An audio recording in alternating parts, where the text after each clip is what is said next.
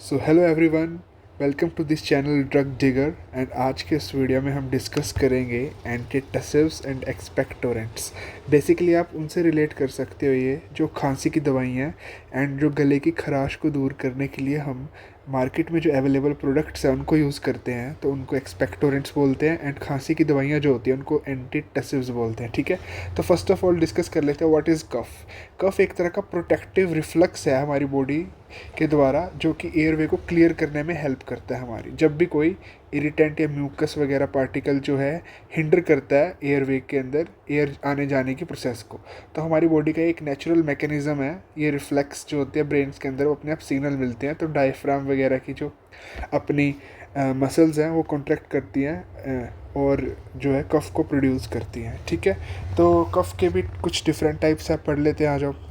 And ये रे it can be productive cough है, एक है नॉन प्रोडक्टिव कफ। और प्रोडक्टिव कफ को हम कहते हैं वेट कफ। वेट कफ यानी कि गीली कफ, इसके अंदर म्यूकस प्रोड्यूस होगा बलगम वाली। एंड फ्लेगम ये देखिए लिखा हुआ है, common in the colds and bronchitis and pneumonia. ठीक है, ये कॉमन है इन सिचुएशंस के अंदर।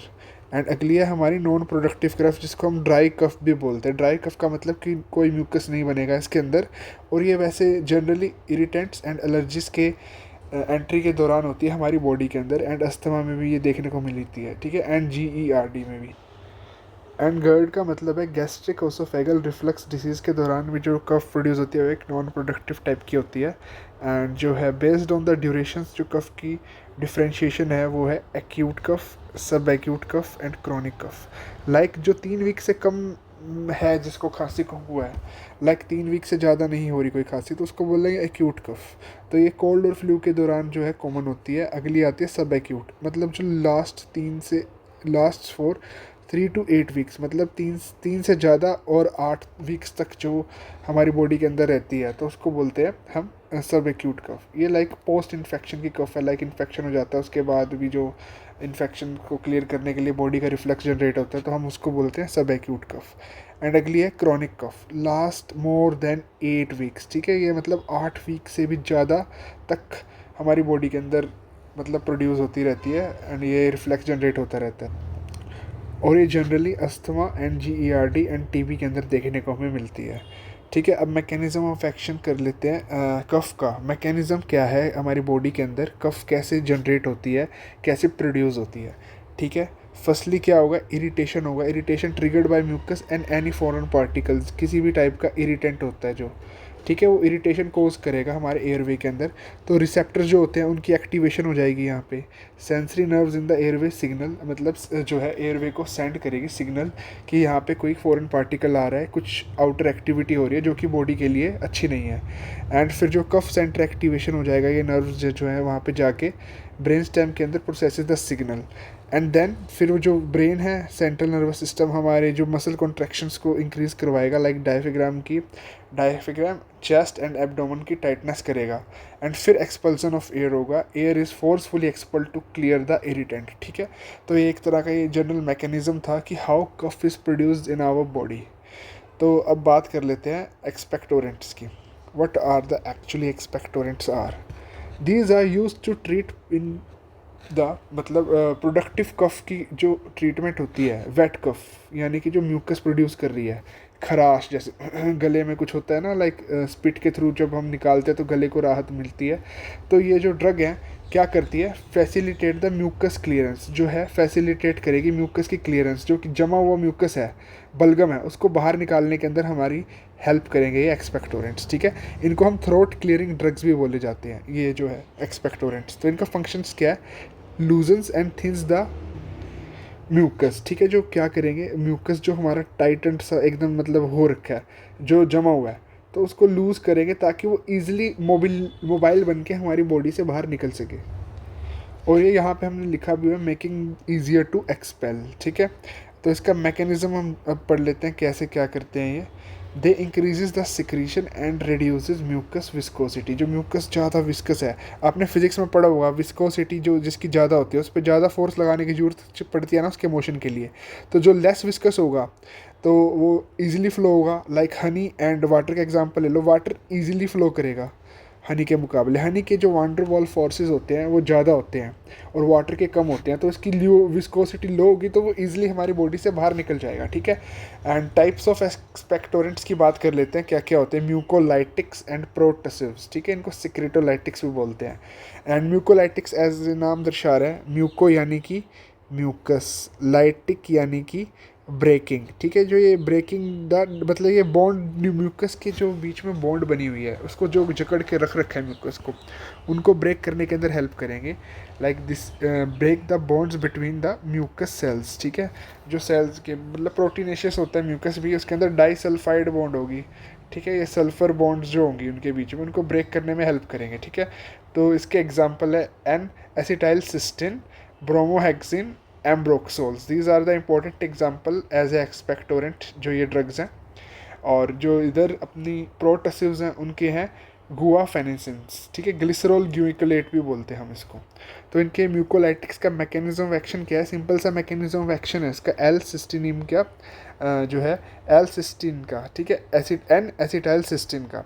दे break the disulphide bonds in the mucoproteins, जो प्रोटीन्स है उसके अंदर डाइसल्फाइड बॉन्ड्स होती हैं अपनी, तो उनको ब्रेक करेगा ताकि उसकी विस्कोसिटी डिक्रीज़ हो जाए और मतलब उसकी जो क्या बोलते हैं जो वेलोसिटी है बाहर जाने की मतलब टेंडेंसी है वो बढ़ जाए। अगर विस्कोसिटी रिड्यूस हो जाए तो इजीली फ्लो करेगा, ठीक है।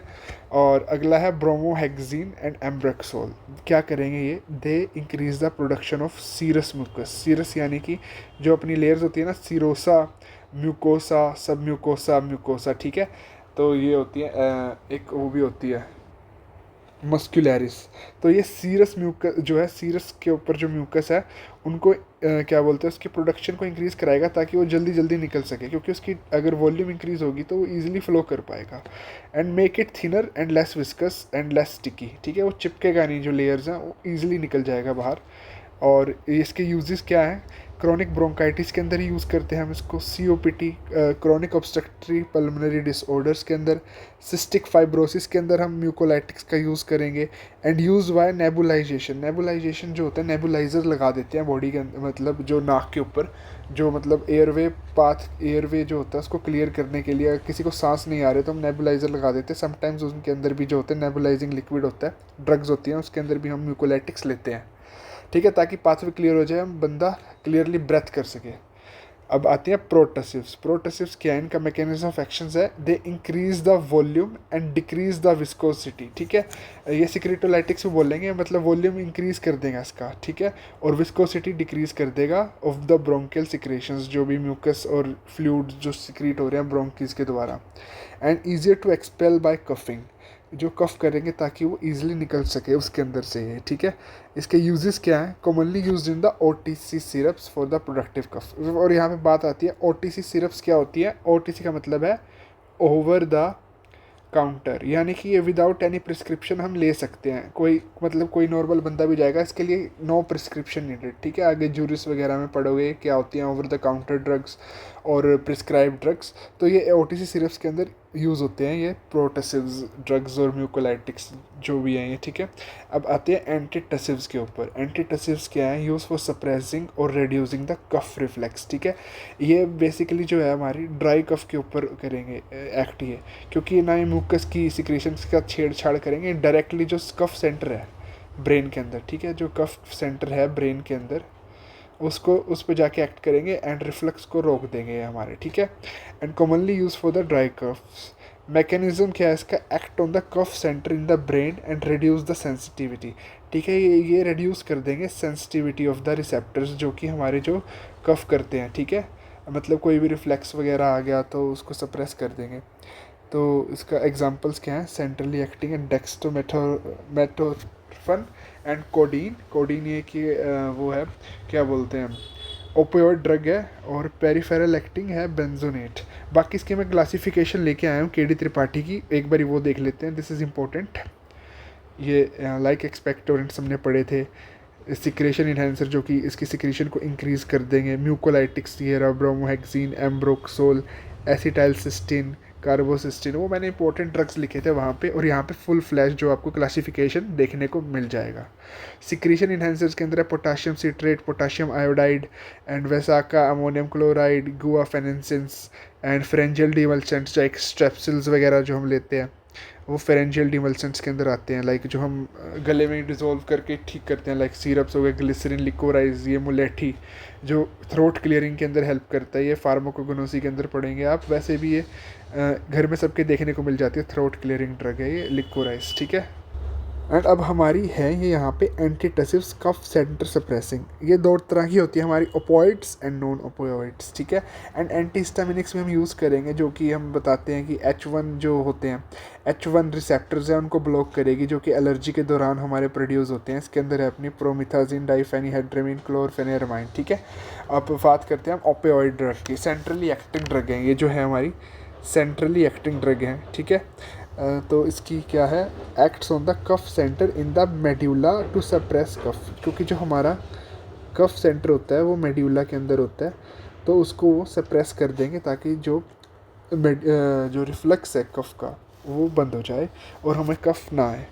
तो इसके अंदर है ओपियोइड एंटीटसिव्स, यानी कि ओपियोइड कंटेनिंग ओपीएम के जो डेरिवेटिव्स हैं, ठीक है। तो ये वो हैं, इसके एग्जांपल्स है कोडीन, इथाइल मोर्फिन एंड फोलोकोडीन, ठीक है। इसका मैकेनिज्म ऑफ एक्शन क्या है, acts on the mu receptors. Mu receptors आपने पढ़ा हो गया, ओपियोइड बाइंडिंग ड्रग्स होती हैं, जो ओपियोइडल ड्रग होती हैं वो म्यू रिसेप्टर्स पे बाइंड करती हैं ब्रेन स्टेम के अंदर, that suppresses the cough centre. But opioid are again this is like sedation causing drug और हैबिट फॉर्मिंग ड्रग्स हैं, ठीक है। तो सीडेशन कोज करेंगे, इनके एडवर्स इफेक्ट में कॉन्स्टिपेशन देखने को मिलेगा, रेस्पिरेटरी डिप्रेशन भी हो सकता है, इंडिपेंडेंस, ठीक है। ये अब्यूज़ के लिए जो ड्रग्स, कई लोग सुना होगा आपने, कफ सिरप्स भी ड्रग अब्यूज़ के लिए, जो मतलब नशे के लिए यूज़ करते हैं लोग कफ सिरप्स के अंदर, क्योंकि ओपियम होता है तो ये सप्रेस करता है सेंटर को, और वही काल्मिंग इफेक्ट देगा जो उनको अल्कोहल या अब्यूज़ करके मिलता है, ड्रग अब्यूज़ करके, ठीक है।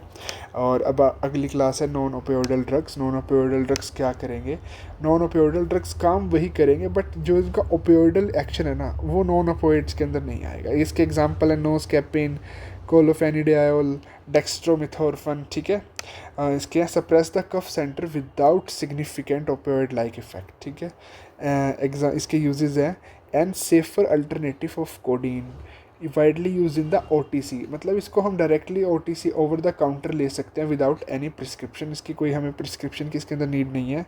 इसका एडवर्स इफेक्ट ये है कि हेलुसिनेशन कोज कर सकती है हायर डोजेस पे, और ड्रग अब्यूज़ के अंदर इसका पोटेंशियल है, अगर हायर डोजेस पे हम ले लें तो हेलुसिनेशंस करेगी, लाइक जो है नहीं वो दिखेगा, एक तरह के नशीले सिचुएशंस कोज कर देगी। अब लास्ट जो इसकी क्लास है पेरिफेरली एक्टिंग एंटीटसिव्स, ठीक है। लाइक वो सेंट्रली थी, वो सेंट्रल नर्वस सिस्टम पे, ये पेरिफेरली करेंगे, benzonatate and menthol and honey, they decrease the sensitivity of cough receptor in the respiratory tract, जो रिसेप्टर्स हैं हमारे कफ के उनकी जो डिक्रीज़ कर देगी एक्टिविटी बाइंडिंग की, ताकि वो अपना रिफ्लेक्स शो ना कर सके, रेस्पिरेटरी ट्रैक्ट में हमारे प्रेजेंट होते हैं, use for the soothing action of the throat, ठीक है। जो सूदिंग एक्शन हमें शो करेंगे थ्रोट के अंदर, लाइक हम लोजेंजेस एंड सिरप्स लेते हैं ना, हनी ले ली हमने, जो गले की खराश है या खांसी आ रही है तो वो कुछ देर के लिए बैठ सकती है हमारी खांसी। और ये ब्रोंकोडायलेटर्स भी, सीवरल ब्रोंकोडायलेटर्स भी लेंगे, ये एडजुवेंट एंटीटसिव्स हैं, साल्ब्यूटामोल, टर्ब्यूटेलिन, लाइक जो एलर्जिक रिएक्शंस और CAMP एक्टिवेट जो हमने अस्थमा में पढ़े थे, तो उनको भी रिड्यूस करने के लिए हम लेंगे। एंटीहिस्टामिनिक्स मैंने आपको बता दिया, जो H1 रिसेप्टर होते हैं हिस्टामिन के, एलर्जी कोजिंग जो केमिकल है एक हिस्टामिन, उसको सप्रेस करेंगे, एंटागोनाइज जो है इफेक्ट शो करेंगे उसका।